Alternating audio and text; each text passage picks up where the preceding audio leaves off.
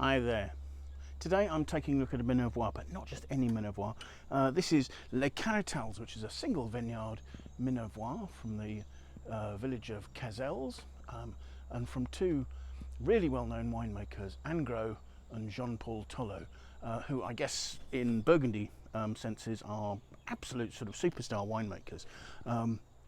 People who you'll pay thousands of dollars a bottle for their wines. So this is a 2018 vintage of this,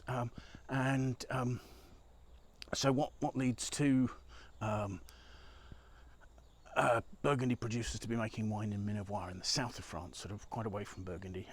So 2008, the couple, because Gros and Jean-Paul Tollot are husband and wife, started their enterprise. They'd bought an estate in Cazelles, this village, and Cazelles is in the Chorey-lès-Beaune zone of Minervois, which is sort of probably the more quality rated zone. Within Chorey-lès is the Minervois' top cru, La Lavinière, which has its own separate appellation. And so you've got vineyards here at about 220 metres above sea level. I believe this one is about that sort of level, and some of them go up a little higher, sort of 500 metres even. You've got fantastic fractured limestone soils, so lovely friable soils, creating low yields, especially for old vines. The altitude, giving some lovely cooling influence and moderating the temperatures, so you can get lovely ripeness but maintain superb freshness as well. The wines are made reasonably straightforward. They're entirely destemmed. They're hand-picked, of course. I suspect the old vines are probably just trained to gobelets vines, so they won't be on lines. You couldn't machine harvest them if you wanted to. But anyway, hand-picked, destemmed, fermented in stainless steel tanks, and then aged in French oak barrels for, I believe, just over a year, about 14 months. So what I'm hoping for is wonderful concentration from these old vine Carignan, sort of really sort of dark, deep licoriceiness, but more of a sort of a juicy red fruit coming from the Grenache, and that probably giving weight and richness as well, and probably reasonable alcohol levels. So let's have a look at the wine, shall we? First thing to say, beautiful depth of colour. I can't see through it. That's an opaque wine. It's a purple red. It holds its colour right to the rim. Where there's a purple note to the rim. It's not an intense blue purple. It's a red purple. But yes, that's a well coloured wine. And in fact, you can see where I spilled some wine down the label. Even cleaning it off, it's stained that very, very quickly. There are some reasonable tears flowing down the glass. And let's have a look at the aroma then. The first thing that strikes me about this is there's a milkiness, a smoothness, but then behind that there's lifted, ripe, juicy mulberry fruit, and that mulberry fruit's got a sweet spice element to it.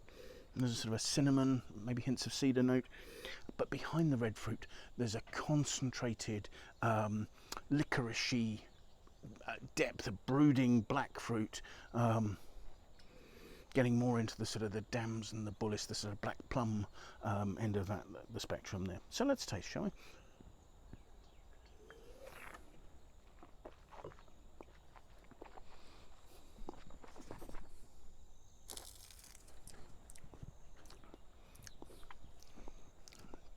The wine is full-bodied and rich. I mean, there's 14.5% alcohol in there according to the label, and the ripeness and the warmth is all enveloping, really.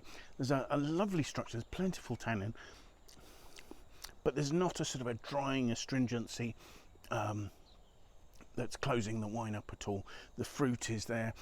You've got all those sort of rich red element things. I mean, it starts off slightly in a raspberry point, but actually it's more concentrated, deeper than that. It's sort of juicy mulberry, juicy red plum, through to, again, a sort of a dark fruit, sort of licoricey core of black fruit.